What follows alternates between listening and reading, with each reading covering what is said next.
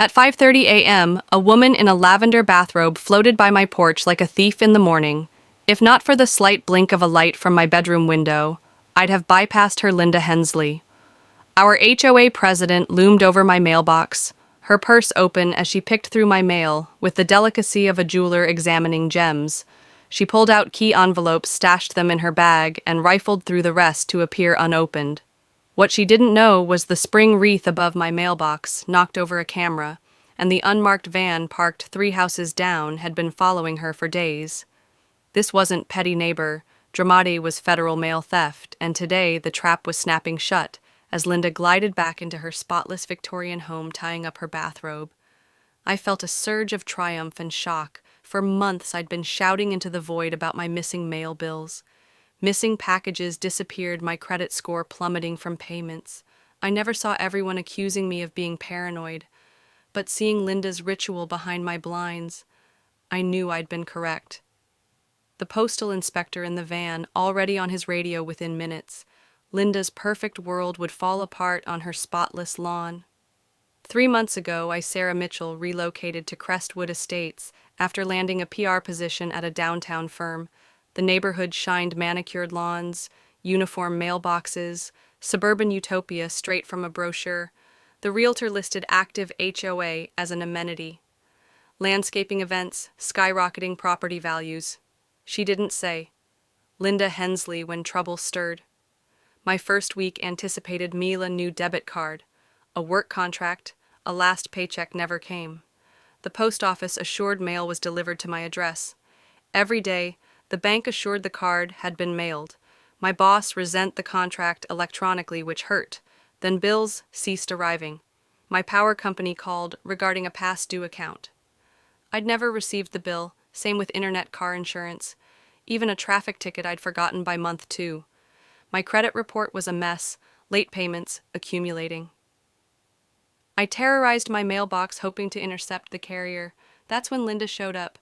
She stood in her driveway, wide-brimmed hat and spotless gloves, not gardening, just regarding me with a predator's intensity. Late 50s, silver hair, sculpted posture, ramrod-like. A drill sergeant, her house was a showplace, flowers standing at attention trash cans elegantly placed. She drew near, smile-cold greeting, introducing herself as HOA President, presenting me with a fat rule book. She referred to it as community standards. It was a manifesto, curtain hues, grass-length seasonal decor requirements, specs mailbox positioning. Linda emphasized her responsibility to enforce compliance, pointing out problems with my property. Welcome mat an inch away from a potted fern. Not on the approved list, I guaranteed to comply, but her. I keep under surveillance on everyone chilled me. Soon her oversight became oppressive. She materialized whenever I was outside, critiquing my lawns, length my car's parking, my door wreath's hue. Meanwhile, my mail was worsened. I tracked expected items, bills, packages, letters. Most never arrived, though junk mail did. The carrier's erratic schedule dodged me. One Saturday, gardening, I met Mr. Thompson, an elderly neighbor. He handed me a misdelivered package mentioning he'd seen Linda at my mailbox early mornings, assuming she was helping. His words clicked. Linda had everyone's routine down, felt privileged to interfere under HOA guise. I called the post office up to Postal Inspector Agent Alvarez. He was attentive, keeping in mind mail theft was a federal crime and HOA leaders' random tampering. He offered a sting. If I'd participate, I agreed. Purchasing a camera made to appear like a wreath, shipped to work. Motion sensitive, it uploaded to a safe cloud days. 1 through 3 revealed nothing, just the carrier. Linda's patrols day 4 at 5:45 a.m. She hit casing, sorting my mail, pocketing bills, reshuffling the rest. Rage boiled as I witnessed live at work. I sent Alvarez the tape. This is gold, he said, staging a sting with marked mail and a decoy package, traceable ironclad proof. We planned it for the following week. Surveillance vans in position. I hardly slept, wondering why Linda, a pillar of the community, would risk felonies. Was it control or something? Worse, Tuesday marked envelopes and a decoy arrived. Wednesday came peacefully. I feared Linda felt the trap. Alvarez called for patience. Thursday, 5:30 a.m. My phone buzzed. Linda, wearing her bathrobe, rummaged my mailbox, grabbing the marked items and decoy, even grabbing other mail as cover as she fled.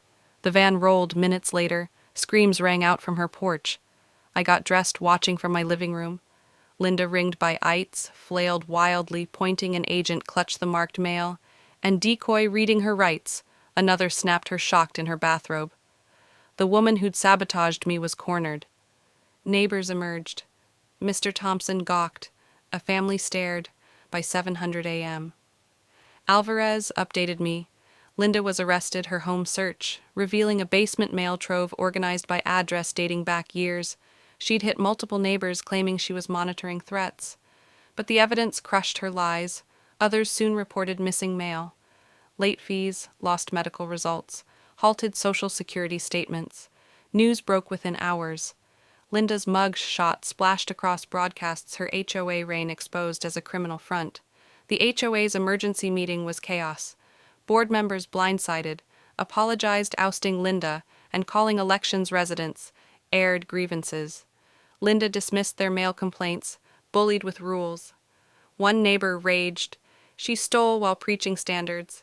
We voted for secure community mailboxes and curbed board power. The Postal Service apologized, fixing my credit and waiving fees, Alvarez said. Linda pleaded guilty, facing 3 years fines and restitution. Her basement revealed a 2-year operation, boxes, spreadsheets, stolen tax forms, medical kept records, letters. She aimed bills at concealing theft, with HOA meetings to case routines worse. She sold bank and Social Security numbers to identity theft rings, raising charges to wire fraud and conspiracy. FBI intervened, revealing $200,000 in damages along with identity theft losses. Linda's journals confiscated, legally revealing her warped reasoning. Early entries rationalized theft as assisting negligent neighbors, but later ones gloated over domination, targeting me as easy target due to my schedule and small car. Her narcissism, her psychiatrist took her to manipulate without apology, even after arrest. The HOA was sued for failures in oversight. Interim President Mrs. Lynn, a retired librarian, spurred reforms, background checks, term limits, external audits. Property values increased as buyers saw our vigilance. Mailbox cameras deterred crime and solved others. Linda's home sold quickly. She intended to flee, but prison awaited sentencing. Awaited, with prosecutors seeking 4 years, citing her abuse of trust.